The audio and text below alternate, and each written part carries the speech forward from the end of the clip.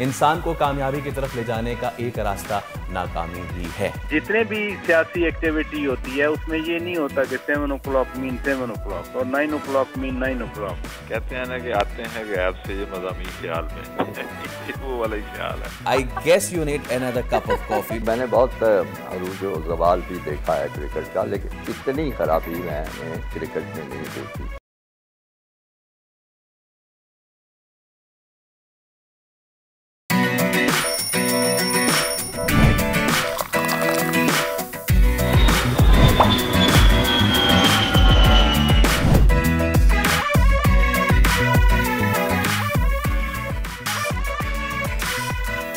अस्सलाम वालेकुम everyone, very good morning. This is Sonia और प्रोग्राम है दुनिया बोल है, बोल न्यूज़ आप देख रहे हैं। मेरे साथ हैं फैसल करीम और आप सभी का जो वीकेंड है वो ज़बरदस्त किस्म का गुजरा होगा। ज़रा मैं पूछना चाहूँगी मेरे को होस्ट का कैसा गुजरा।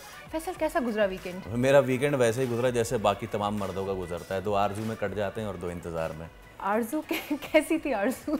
जिसका इंतजार था। किस आरजू का इंतजार था? मुझे इस बात का इंतजार था कि मैं पीर को सुबह उठूं और फौरन से शो स्टार्ट करूं। इसके अलावा मैं और कोई बात नहीं कर सकता। प्रोग्राम का आगाज करते हैं आज की अच्छी बात से, और आज की अच्छी बात यह है कि नाकामी एक ऐसा लफ्ज़ है जो हर इंसान के लिए नापसंदीदा और नाकाबिल कबूल तो होता है, लेकिन नाकामी इंसान की ज़िंदगी का हिस्सा भी होता है। शायद हम तस्लीम ना करें, लेकिन ये हकीकत है। इंसान को कामयाबी की तरफ ले जाने का एक रास्ता नाकामी भी है। इंसान की कामयाबी की बुनियाद रखती है ये नाकामी। बिल्कुल ऐसा ही है, मगर सवाल ये होता है कि इंसान किस तरह अपनी नाकामी को कामयाबी में तब्दील करें। तो सबसे पहले अपनी नाकामी का जिम्मेदार दूसरों को ठहराने की बजाय उसको खुले दिल से एक्सेप्ट करें और गलतियों को हकीकत पसंदीदा हकीकत से उसको एक्सेप्ट करें कि भाई हाँ हमसे ये हो गया है, और उसके बाद जो है ना उसके ऊपर मेहनत करें, वजूहात क्या थी वो जानें और एक मुकम्मल प्लानिंग के साथ जो है ना वो अपने करियर का या अपने गोल्स का बाकायदा आगाज़ करें। एब्सोल्युटली, क्योंकि ऐसा नहीं करेंगे तो आप एक ही गलती बार बार दोहराएंगे, और अगर वो गलती बार बार दोहराएंगे तो फिर वो गलती नहीं, वो ब्लंडर हो जाएगा। इसी अच्छी बात के साथ नजर डालते हैं आज की बड़ी खबर पर। इस्लामाबाद में तहरीक इंसाफ का जलसा वक्त पर खत्म ना हो सका या जानबूझकर खत्म ना किया गया। इंतजामिया की जानिब से जोर जबरदस्ती बड़े तनाजे में तब्दील, हाथापाई, लाठी चार्ज, पथराव और शेलिंग के बाद अब सियासत में हंगामा बरपा है। सारी सूरत से फायदा किसको हुआ, जानने की कोशिश करेंगे। पाकिस्तान मेजबान होगा, भारत मेहमान होगा। चेयरमैन पीसीबी पाकिस्तानी मेजबानी में भारतीय टीम के चैंपियंस ट्रॉफी के लिए पुरुम्मीद।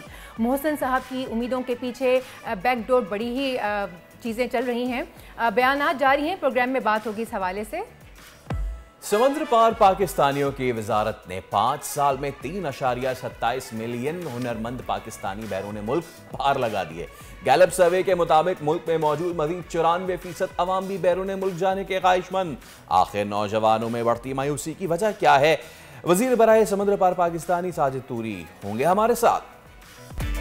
और एंटी रेप एक्ट के इतलाक में बड़ी पेशरफ्त। गुजरांवाला में पिंक व्हील सर्विस के पायलट प्रोजेक्ट का आगाज हो चुका है। खवातीन से रेप या तशद्दुद की सूरत में अब खवातीन एहलकार ही खबरगिरी को पहुंचेंगी। सर्विस की शुरुआत कितनी बड़ी कामयाबी है ये जानेंगे और गुजरांवाला में बात भी करेंगे। प्रोग्राम के इब्तिदाई में हमने आपसे ये तो कहा था कि उम्मीद करते हैं कि आपका दिन बड़ा अच्छा गुजरा होगा। अभी हमारा दिन उसका आगाज़ नहीं हुआ, बहुत से लोगों का नहीं हुआ होगा क्योंकि कॉफ़ी उन तक नहीं पहुंची है, कॉफ़ी हम तक नहीं पहुंची। हाँ, लेकिन जो पॉलिटिकल कॉफ़ी है, जो पॉलिटिकल डोज है ना, वो हम आप तक पहुंचा कर ही रहेंगे। यस, 2 अहम खबरें हैं जी। पहली तो खबर ये कि चेयरमैन पीपल्स पार्टी बिलावल भुट्टो आज इस्लामाबाद में उन्होंने बुला लिया अहम इजलास। वो खुद इसको हेड कर रहे होंगे और इस इजलास के हवाले से बताया जा रहा है कि पार्लियामेंट के मुश्तरका इजलास से पहले पीपल्स पार्टी अपनी हिकमत अमली तैयार करने जा रही है। और बिलावल ने इस्लामाबाद में होने वाले आज के इजलास में अहम कानूनी और आइनी माहिरीन को भी शिरकत का हुक्म दे दिया है। तो सोनिया, ये तो थी पहली बड़ी खबर, और दूसरी बड़ी खबर भी आप देना चाहें तो प्लीज गो ऑन। दूसरी बड़ी खबर जो है वो भी इस्लामाबाद से ही है, जहां कल यकीन पाकिस्तान तहरीक इंसाफ ने एक भरपूर सियासी क़ुव्वत का मुजाहरा किया है और एक बड़ा अवामी जलसा हुआ। लेकिन इख्तितामी मराहिल में कुछ बदनज़मी देखी गई। खैबर पख्तूनख्वा के वज़ीर आला की क़यादत में आने वाला काफ़िला जब इस्लामाबाद दाखिल हो रहा था तो शुरका और पुलिस में तसादुम हुआ। पुलिस के अफसरान समेत कई एहलकार भी ज़ख्मी हुए। और इसके अलावा जो जलसे का जो मुकाम दिया था इंतज़ामिया ने और जो वक्त दिया था, मकाम तो ठीक था लेकिन जो वक्त था उसके बाद भी जलसा जारी रहा। उसके बाद इंतज़ामिया ने बावर कराया कि इस किस्म की जो खिलाफ वर्जी की सूरत में PTI को जलसा करने की इजाज़त जो है वो नहीं होगी, NOC जारी नहीं किया जाएगा। शौकत पराचा साहब हमारे साथ मौजूद हैं तज्ज़िया का। शौकत साहब, सबसे पहले तो welcome to the show, thank you so much for your time. अच्छा, सबसे पहले हम बाद में बात करते हैं कि जो आज होने जा रहा है, जो हो चुका है पहले उसकी बात कर लेते हैं। कल जो हुआ, बताया गया कि जी मुकर्ररा वक्त था और उस मुकर्ररा वक्त तक जो है वो जलसा ख़त्म करना था। मेरा आपसे सवाल ये है, पाकिस्तान में इतनी मुस्तैदी और इतनी टाइम डिसिप्लिन का आना कितनी अच्छी बात है। मैंने पहली मरतबा देखा कि पॉलिटिकल पार्टी को कहा गया इतने बजे जलसा ख़त्म कर दें। आपकी जितनी सूझबूझ, जितना आपने देखा आज तक तारीख में, कोई जलसा टाइम पे ख़त्म हुआ है? जी बहुत शुक्रिया, गुड मॉर्निंग। Good morning. पहली बात तो ये है कि ये जलसा इंतज़ामिया ने कोई वॉलंटियरली तौर पर मुनक्किद करने की इजाज़त नहीं थी, बल्कि PTI ने अदालत से हुक्मनामा लिया था ये जलसा करने का। इंतज़ामिया तो पहले ही इस हक में शायद नहीं थी कि इनको जलसा करने देते। तो इस्लामाबाद हाई कोर्ट के ऑर्डर थे और उसके मुताबिक ये जलसा हुआ। सेकेंडली, ये छठा जलसा था, 5 जलसे पहले कैंसिल हुए PTI के। तो PTI को भी एक चैलेंज दरपेश था कि पंजाब में स्पेशली वो एक जलसा करके दिखाते, क्योंकि पहले स्वाबी में या मानसेरा में या दीगर KP अजला में जलसे हो चुके हैं, लेकिन चूंकि KP में उनकी गवर्नमेंट है। तीसरी अहम चीज़ ये है कि ये एक पॉलिटिकल एक्टिविटी थी और पॉलिटिकल एक्टिविटी के तौर पर पॉलिटिकल जो वर्कर्स हैं वो अगर आप 2 बजे कहें तो कभी भी 2 बजे वो नहीं आते। फिर लंबे डिस्टेंसेस हैं, अगर पिंडी से निकलने के लिए किसी ने जाना है या जेलम गुजर खान से आना है तो उनके लिए रास्ते मुख्तलिफ बनाए हुए थे। ज़रूरी नहीं है कि लोग उन रास्तों से आशना हों और फिर उन रास्तों को के ज़रिए वो पहुँचें। तो इसलिए जितने भी सियासी एक्टिविटी होती है उसमें ये नहीं होता कि 7 o'clock मीन 7 o'clock और 9 o'clock मीन 9 o'clock, लेकिन उसका कोई ऐसा कॉन्सिक्वेंस भी नहीं होता। वो फाइन होगा या कोई छोटे मोटे पर्चे दर्ज हो जाएंगे, कोई इस तरह की नहीं है खुदा न खास्ता कि क्रिमिनल लायबिलिटी उन पे फिक्स की जा सके। तो एक सियासी एक्टिविटी को अगर हम सियासी एक्टिविटी के तौर पर ही रात को भी ले लेते और अभी भी ले लें तो वो ज़्यादा बेहतर होता। बिल्कुल। शौकत साहब, एक चीज़ मैं आपसे पूछना चाहूँगी। अभी हमने न्यूज़ में भी देखा कि इस्लामाबाद में आते ही अवाम में और पुलिस में तसादम हो गया, तो उसका रीज़न क्या था कि अचानक से बस अवाम आई और पुलिस के साथ उनका इंटरेक्शन हुआ और तसादम शुरू हो गया? नहीं, मेरा ख्याल है ये भी जो कुछ रात को हुआ, पहली बात तो यह है कि अनवांटेड था, नहीं होना चाहिए था ऑब्वियसली, कि शेलिंग हुई उधर से पुलिस की तरफ से और इधर से पथरा हुआ, लेकिन कोई इतना बड़ा ये मामला नहीं था। 26 नंबर चुंगी है, वो एक रास्ता है, इशारा है। यहाँ पर इंतजामिया ने जलसे में शिरकत करने वालों को इजाजत नहीं दी हुई थी, वो किसी और रास्ते से उनको भेजना था। लेकिन ये जो लोग जा रहे थे उन्होंने कहा कि हम इसी रास्ते से जाएंगे, क्योंकि ये 150-200 बंदा था, कोई इतना बड़ा वाकया नहीं था। जो असल बात यह है कि जलसा हुआ, जो लार्जर कॉन्टेक्स्ट है वो ये है कि PTI ने जलसा किया। उससे बड़ा लार्जर कॉन्टेक्स्ट है कि जिस तरह अली अमीन गंडापुर ने बातें की, जो जिसका फिर कल रात को मुस्लिम लीग नून के लोग रिस्पांस भी दे रहे थे, लार्जर कॉन्टेक्स्ट वो है। ये एक छोटी सी एक झड़प थी सियासी एक्टिविटी में, फिर इस तरह होता है, नहीं होना चाहिए। No one will condone it कि ऐसा हुआ तो बहुत अच्छा हुआ कि पुलिस पे पथराव किया गया और पुलिस ने शेलिंग की। दोनों तरफ से अगर किसी को पत्थर लगे, एक SP साहब भी उनको पत्थर लगा, बड़ा अनफॉर्चुनेट है कि आपने इतने अरसे से इंतजामात शुरू किए थे, इतना अरसा से इंतजामिया भी कह रही थी कि ये रूट हैं जलसे पे जाने वालों के लिए और जलसे में जाने वाले ये वाले रूट इस्तेमाल करें, बाकी तो कंटेनर्स लगे हुए थे।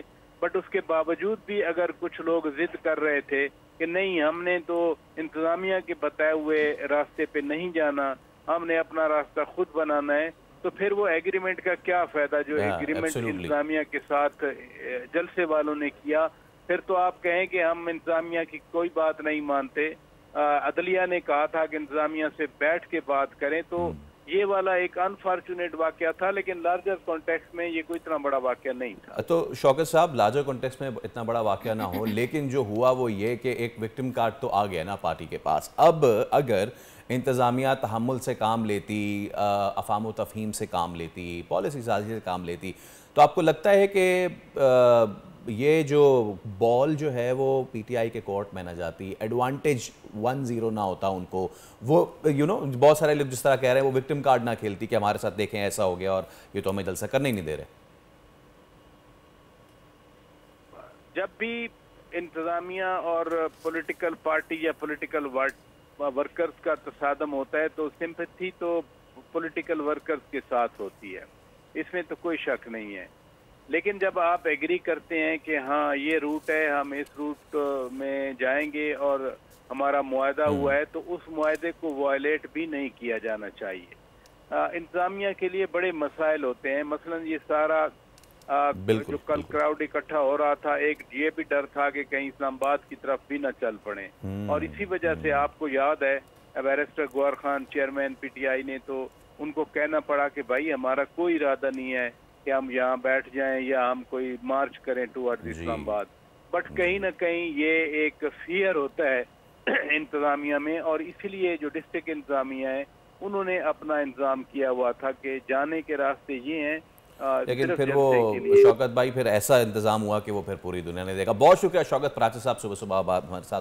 तो कल पाकिस्तान की सियासी तारीख में हमने पहली मरतबा देखा कि वक्त पे ख़त्म ना करने पर एक्शन लिया गया। वैसे इस मुल्क में अगर आप 9 बजे का कार्ड दें किसी को शादी का, तो 10 बजे से पहले कोई आ जाए तो मेरा नाम बदल दे तो हम, लेकिन सियासी पार्टी को कह रहे हैं कि जी वो बंद कर दें। तो खैर ब्रेक का वक्त अब हो गया, ब्रेक का वक्त हो जाता है, ब्रेक लेते हैं, ब्रेक के बाद वापस आते हैं और प्रोग्राम को यहीं से आगे बढ़ाते हैं।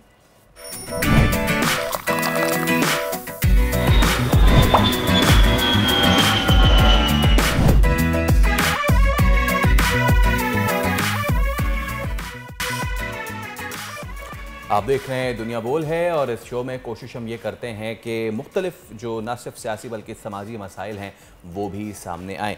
अनफॉर्चुनेटली जिनसी ज़्यादती का जो मसला है वो ऐसा है कि जो हमें डिस्कस करना पड़ता है, और हम देखते हैं कि इस तरह के केसेस जब भी होते हैं तो उसमें तफ्तीश के लिए तो जो अफसरान होते हैं वो ज़्यादातर मेल अफसरान होते हैं जो कि स्पॉट पे पहुंचते हैं।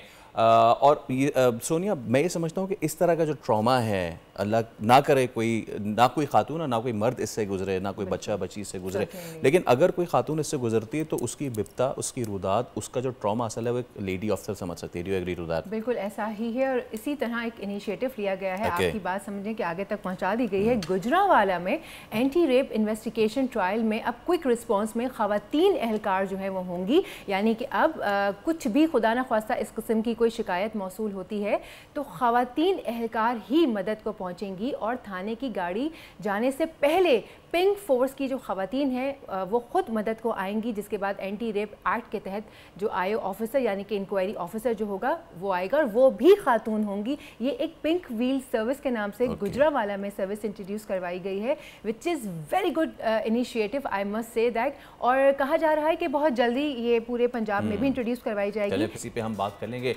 CPO गुजरांवाला अयाज सलीम साहब हमारे साथ मौजूद है। अयाज सलीम साहब, thank you so much for your time, welcome to the show. सबसे पहले तो हमें ये बताइए कैसे सर्विस का ख्याल आया और गुजरांवाला में इसकी ज़रूरत पेश आई, किस तरह काम कर रही है, व्हाट्स द इनिशियल एक्सपीरियंस? दो चीज़ें, एक तो ये है कि जो ख्याल आया है वो कहते हैं ना कि आते हैं गैब से ये मज़ामी ख्याल में वो वाला ही ख्याल है।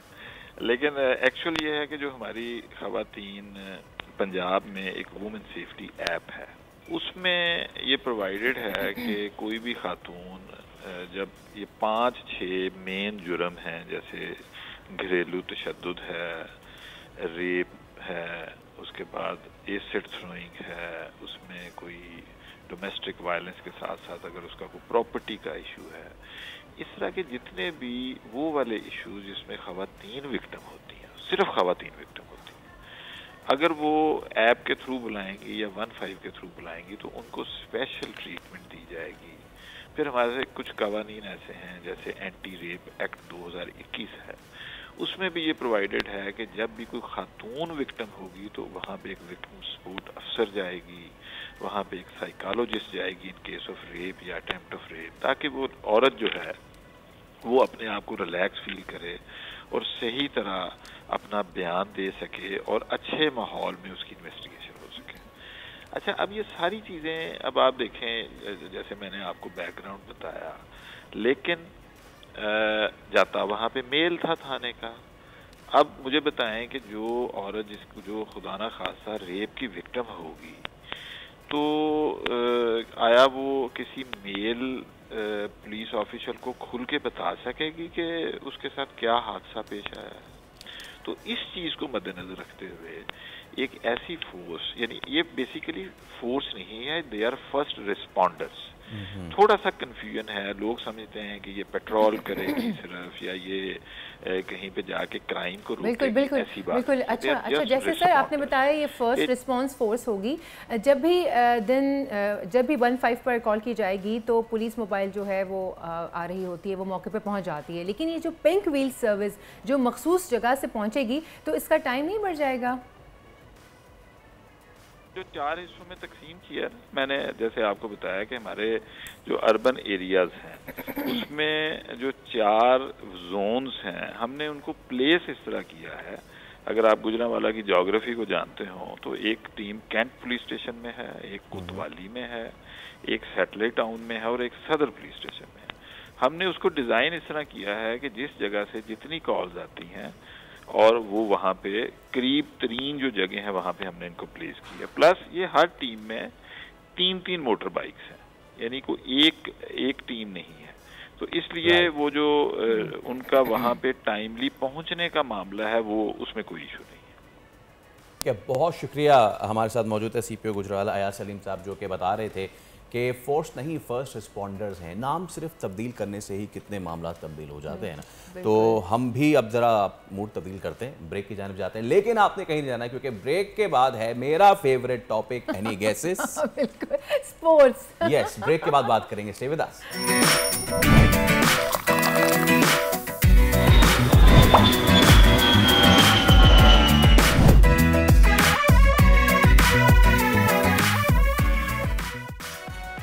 वेलकम।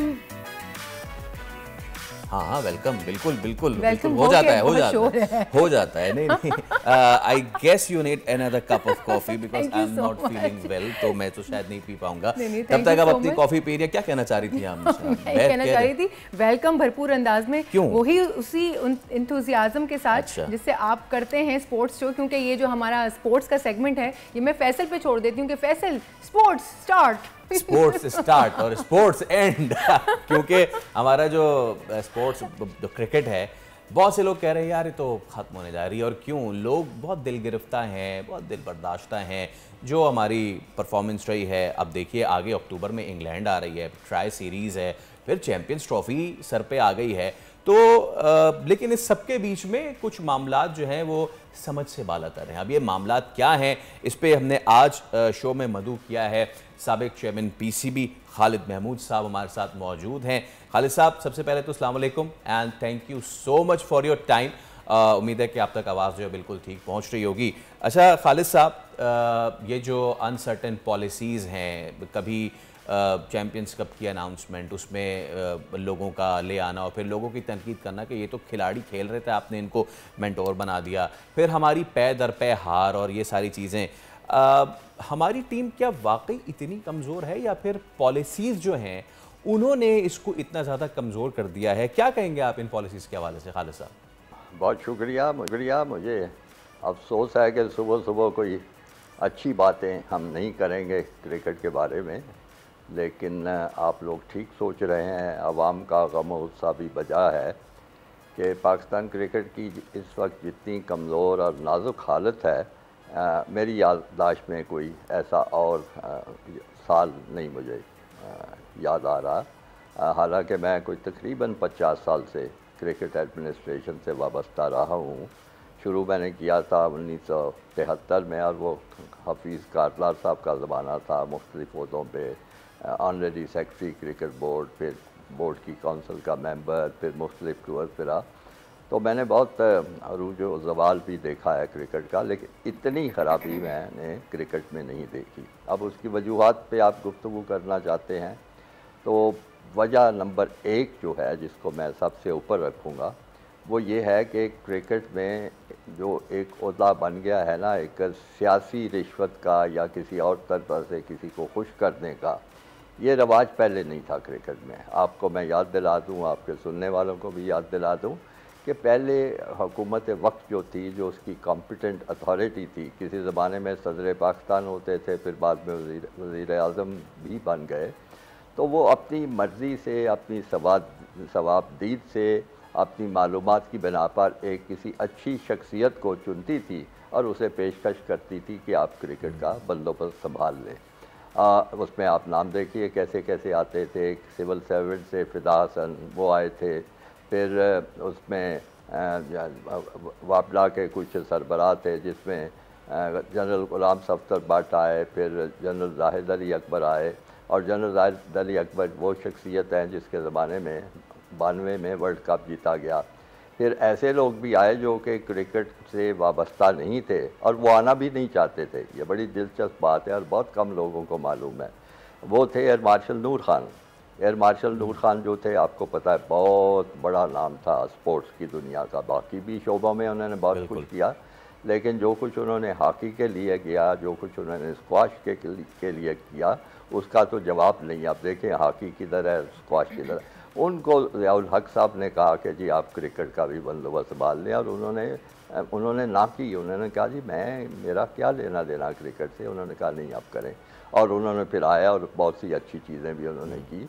बाद में भी कई बहुत अच्छे लोग आए। ये सूरत थी कि जो मुतल्लिका अथॉरिटी थी वो ख़ुद अपनी स्वार्थी से बंदा चुनती थी। अब पिछले 10-12 साल से बड़ा अजीब व गरीब रवाज आ चुका है कि जो भी सियासी हुकूमत आती है वो किसी को नवाजने के लिए, ये नहीं क्रिकेट चलाने के लिए नहीं, उसकी किसी और खिदमात का उसको सिला देने के लिए उसको क्रिकेट सौंप देती है, जैसे कि ये कोई यतीम और बिल्कुल नादार सा अदारा है कि जिसको मर्जी सौंप दिया जाए। कभी किसी सहाफ़ी के सुपुर्द कर दिया जाता है। बिल्कुल खालिद साहब, माजी में कप्तानी के लिए टग ऑफ वॉर हुआ करती थी, और अब ये कप्तानी का जो मसला है ये फिर से सर उठा रहा है, और माजी में भी कई बार कप्तान जो हैं वो चेंज किए गए हैं, लेकिन इस बार कप्तानी से हर कोई भाग रहा है, ऐसा क्यों? ज़ाहिर है आपके सामने है कि कप्तान लोग क्यों बनते हैं। कप्तान लोग बनते हैं इज़्ज़त के लिए, कप्तान बनते हैं लोग अपने नाम व नमूद के लिए, एक कौम को अच्छी खबरें बताने के लिए, फतूहात हासिल करने के लिए। जब इसका कोई इम्कान ही ना नज़र आता हो तो फिर कप्तान क्यों कोई बनना चाहेगा। बड़ा सीधा सा उसका जवाब है। तो खालिद साहब, आप पॉलिसीज़ की बात कर रहे थे, और हम देख रहे हैं कि हमारे अड़ोस पड़ोस, मतलब कि मासरत के साथ आज जो क्रिकेट की हेडलाइन है उसमें से टॉप हेडलाइन ये है, ये नहीं है कि पाकिस्तान क्या कर रहा है और क्या नहीं कर रहा है, उसमें टॉप हेडलाइन ये है कि आज भारत में ग्रेटर नोएडा में Afghanistan is all set to play. मतलब कि हम कहाँ रह गए पीछे। हमारी पॉलिसीज़ ने उन नेशंस से हम हार भी गए, और वो अब न्यूज़ में ऊपर भी आते जा रहे हैं कि जी, और we are in the news for all the bad reasons. कौन कसूरवार है इसका? और ये कहते हैं ना कि Rome was not built in a day, in fact Rome is not destroyed in one day as well. तो एक दिन में तो ये सब नहीं हुआ ना। जी हाँ, जिस रोम पे हम गुफ्तगू कर रहे हैं उसको तबाह होने में कोई एक दहाई से ज़्यादा अरसा लगा है। मैं जो अर्ज़ कर रहा था कि जब से ये रवाज आया है कि किसी को नवाजने की खातर, किसी की खिदमत की खातर उसको क्रिकेट बोर्ड की चाबी और उसका चार्ज सौंप दिया जाए, तो आप देखेंगे मुख्तलिफ लोग आए, और कोई 8 महीने के लिए आया, कोई साल डेढ़ के लिए आया, कोई किसी, और फिर एक दफ़ा बनने से उनका शौक़ नहीं पूरा होता। 3 दफ़ा भी बने हैं, 2 दफ़ा भी बने हैं। अब मैं वो चूँकि सारे मेरे कॉलीग्स रहे हैं, मेरे ताल्लुकात हैं इन लोगों से, मैं उनके नाम लेना नहीं चाहता, आप पूरा रिकॉर्ड देख लें।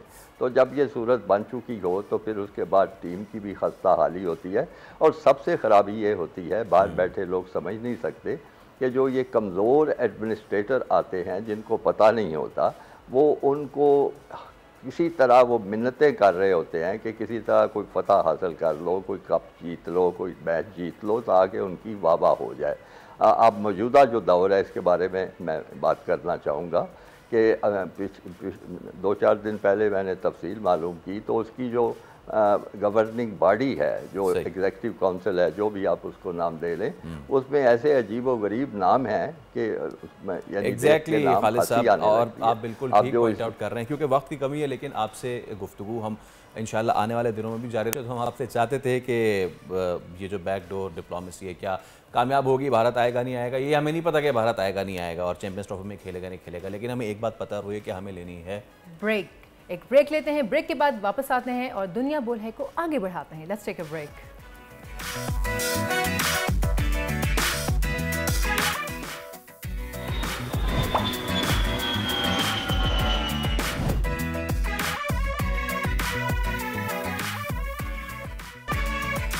एक बार फिर आपको कहेंगे खुशामदीद दुनिया बोल है में। भाई कौन नहीं चाहता कि बेहतर मुस्तकबिल हो? आप नहीं चाहती आपका बेहतर मुस्तकबिल? बेहतरीन हो। मैं भी चाहता हूँ बेहतर मुस्तकबिल हो। बहुत सारे लोग चाहते हैं कि उनका बहुत अच्छा मुस्तकबिल हो। अब इस बेहतर मुस्तकबिल के लिए वो क्या करते हैं? वो यहाँ से जाते हैं। तो हालिया दिनों में एक गैर सरकारी सर्वे हुआ और उसमें हमने ये सुना था कि पाकिस्तानियों की अक्सरियत जो है वो 94% पाकिस्तान जो है वो छोड़कर दीगर ममालिक में रहने के ख्वाहिशमंद हैं। 94% लोग पाकिस्तान छोड़ना चाहते हैं। अब ऐवान बाला यानी सेनेट में और जो ओवरसीज़ मिनिस्ट्री है उसने आदाद शुमार पेश किए हैं, वो आपके हम गोशगुजार कर देते, सुन लें, देख लें, समझ लें। सेनेट की कमेटी में वजारत समंदर पार पाकिस्तानी ने जो डेटा पेश किया है उसके मुताबिक गुज़िश्ता 5 सालों में 3.27 मिलियन हुनरमंद पाकिस्तानी पाकिस्तान छोड़ गए। देखिए, ये वो हुनरमंद पाकिस्तानी हैं जो हुकूमत पाकिस्तान की मर्ज़ी के मुताबिक लीगली अप्लाई करके दीगर ममालिक में नौकरियां हासिल करने में कामयाब हुए। इस पर हम बात कर लेते हैं। माहिर मईशत खाका नजीब साहब हमारे साथ मौजूद हैं। अस्सलाम वालेकुम, गुड मॉर्निंग। उम्मीद करते हैं आप खैरियत से होंगे। आप तक भी ये आदाद शुमार तो पहुँच चुके होंगे ना, और अब ये दिस इज़ ऑफिशियली खुद एतराफ़ कर रही है जो हमारी वजारत है और जो वफाकी वज़ीर बराए समंदर पार पाकिस्तानी साजिद टूरी, उन्होंने खुद कर दिया है कि जी 5 सालों में 3.7 मिलियन हुनरमंद पाकिस्तानी बैरून मुल्क जा चुके हैं। लाखों अब भी जाने के मुंतज़िर हैं। This is not a bad thing. हमने बराबर में इंडिया की पॉलिसी देखी है डॉक्टर साहब, और उन्होंने प्लान करके इसको भेजा है। आज वो दुबई को अपना एक्सटेंशन कहते हैं, ठीक है, और वहाँ पाकिस्तानियों को अब क्या नौकरी मिली, कैसे नौकरी मिली, you know it better than me. तो डू यू थिंक कि ये बहुत हमने भी बहुत ज़्यादा प्लान करके भेजा, या फिर हालात ऐसे हैं कि लोग they just want to go away? तो देखिए, पाकिस्तान से जब लोग बाहर जाते हैं इसको 2 सूरतों में देखना चाहिए। एक तो ये है कि ऑब्वियसली रेमिटेंस पाकिस्तान से इंक्रीज होती है। पाकिस्तान से लोग जब बाहर जाते हैं उनका हुनर बेहतर होता है, वो कंट्रीब्यूट करते हैं, पाकिस्तान का एक नाम क्रिएट करते हैं। But on the other hand Pakistan से जब लोग इतने बाहर जाते हैं तो ऑब्वियसली पाकिस्तान में जो हुनर है वो कोई इतना ज्यादा नहीं अवेलेबल है, तो आप अपनी क्रीम ही बाहर भेज रहे हैं। तो 7.5 लाख के करीब लोग अगर 5 हर साल बाहर जा रहे हैं, तो you have to look at it that way also. अब लोग बाहर क्यों जाते हैं, पहले let's think about it. Obviously रोजगार कमाने जाते हैं। तो पाकिस्तान में हम एम्प्लॉयमेंट के वो जराए पिछले 5 साल में नहीं क्रिएट कर सके। अच्छा, ये भी बड़ा एक ऑब्वियस बात है। अगर पाकिस्तान की ग्रोथ 2-2.5% से ऊपर ऑन दी एवरेज नहीं होगी, तो इसका मतलब है कि हम तकरीबन 8-9 लाख नौकरियों से ज्यादा नहीं बना रहे। अब आपको सवाल ये है कि हम कितनी नौकरियां हमें जरूरत है जो यूथ एंटर कर रहा है। हमें मिनिमम हर साल 20 लाख नौकरियां निकालनी है। तो अगर हम 10 लाख निकालेंगे तो बाकी 10 लाख जैसे आपने कहा वो मुल्क से बाहर जाएंगे। तो मेरे लिए ये आदाद शुमार जो है कोराबोरेट करते हैं इस डेटे को। अब सोच जो है वो क्या है, मसला ये है कि सारी कॉन्वर्सेशन जो है वो IMF स्टेबिलिटी, पाकिस्तान को डेट मांगना, पाकिस्तान की रीपेमेंट करना, इस पर मुतहम्मिल होकर रह गई है। असल जो बात है वो यूं है कि जब तक किसी भी मुल्क की शरह यानी कि रियल GDP ग्रोथ रेट नहीं होगी, यानी कि आपका पाए का साइज नहीं बढ़ेगा, 1 से इंडस्ट्री 2 नहीं होगी, 1 से सर्विस सेक्टर 2 नहीं होगा, 1 वीट का जो फार्म है वो 2 नहीं होगा। ये 3 चीजें जो हैं जब तक नहीं होगी, मैन्युफैक्चरिंग, सर्विस सेक्टर और एग्रीकल्चर, जब तक नहीं होगा पाकिस्तान में नौकरियां क्रिएट करना मुश्किल होगा, और ये नहीं होगा तो लोगों को बाहर देखना पड़ेगा। और as you lose human resource in Pakistan, आपकी जो प्रोडक्टिविटी है यानी कि पैदावारी सलाहियत है वो कमजोर होती चली जाती है। इसलिए कि अच्छी HR ही अट्रैक्ट होगी ना। अगर सऊदी अरेबिया पाकिस्तान से लोग लेगा engineer for building their cities, तो वो अच्छे लोग ही लेगा, वो पाकिस्तान की क्रीम लेगा। तो इस बात को हमें बहुत गौर से सोचना पड़ेगा। बहुत कम ममालिक हैं, फिलीपींस एक ऐसा मुल्क है जिसने अपनी ह्यूमन रिसोर्स को बाहर भेजकर बहुत सा सरमाया कमाया है। आई थिंक कि पाकिस्तान को जब तक अपना ग्रोथ का फ्रेमवर्क सही नहीं रखेंगे तो, और वो सारी कॉन्वर्सेशन अलहदा करनी पड़ेगी, IMF, स्टेबिलिटी, डिफॉल्ट, फिर थोड़ी सी ग्रोथ होती है। ग्रोथ की तरफ पाकिस्तान जब तक नहीं जाएगा ये मसला हल नहीं होगा। सर आपने अभी कहा नो जॉब्स नहीं है। जब हमारे पाकिस्तान में जॉब्स नहीं रहेंगी, हम यूथ को और अपने स्किलफुल लोगों को, जो एक्चुअली स्किल वाले टैलेंटेड लोग हैं, हम उन्हें भी बाहर भेज रहे हैं, ग्रोथ होगी नहीं और माशरत पे भी असर पड़ेगा ऑब्वियसली। तो पाकिस्तान तरक्की कैसे करेगा फिर? तो आपने ये बात बड़ी अहम रखी है। देखिए, अब बहुत गुफ्तगू हो गई कि एक मैक्रो स्टेबिलिटी चाहिए, वो तो चाहिए ही चाहिए, बट पाकिस्तान आज भी एक ग्रोथ फ्रेमवर्क, जिसका मतलब सबसे बढ़ के ये है कि पहले तो पाकिस्तान में पाकिस्तानियों को इन्वेस्टमेंट करनी है, यानी कि दुबई में नहीं करनी और पाकिस्तान की रियल एस्टेट में नहीं करनी। पाकिस्तान की जो पैदावारी सलाहियत को बढ़ाने के लिए हमने जो काम करने हैं उसका हमने एक फ्रेमवर्क सामने रखना है। इसका मतलब ये है कि इस वक्त पाकिस्तान की जो इन्वेस्टमेंट और जो ओवरऑल इकोनॉमी का हुजम है वो सिर्फ 13% है, यानी हम जो कमाते हैं उसका 13% इन्वेस्ट करते हैं, पब्लिक सेक्टर, प्राइवेट सेक्टर और फॉरेन इन्वेस्टमेंट में लाते हैं।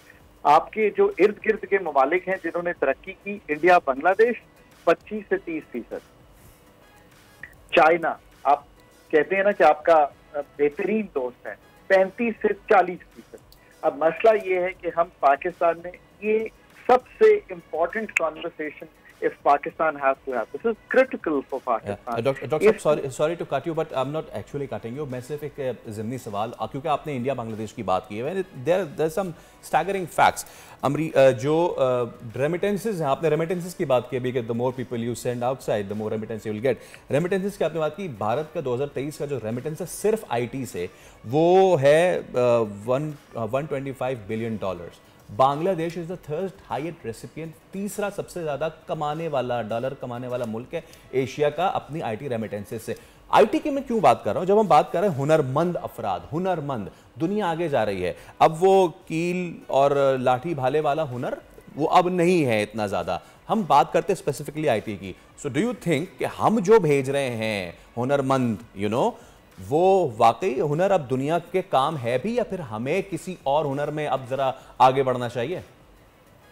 तो एक तो बात हो गई कि हमें इन्वेस्टमेंट करनी है, दूसरी बात यह है कि पाकिस्तान, ये आप गुफ्तगू कर रहे हैं कि वैल्यू एडेड, यानी कि मेसन या फरहान और एक IT professional, so that's the value added, यानी कि उसकी अगर डे की तनख्वाह $300 है और जो ब्लू कॉलर लेबर है उसकी $50 है, आप उस फर्क को आइडेंटिफाई कर रहे हैं। ये हर चीज में ये फर्क है।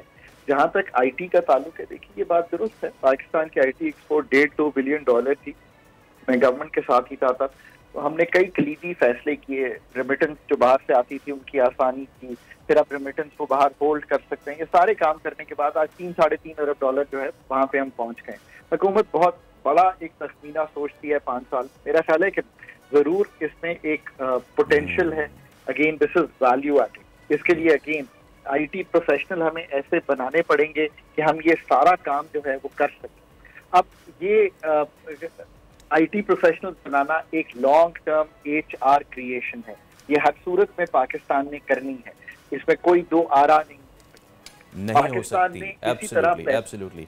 बहुत शुक्रिया डॉक्टर खाकान साहब।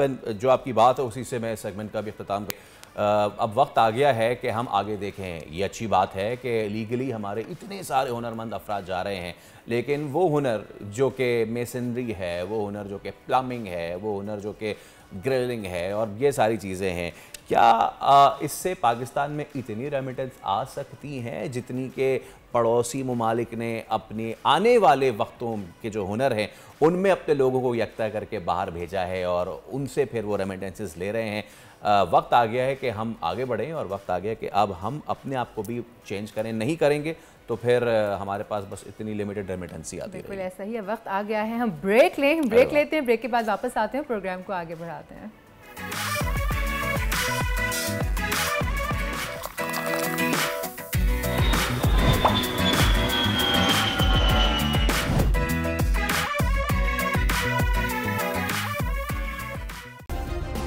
सब्सक्राइब करें और बेल दबाएं ताकि कोई खबर रह न जाए।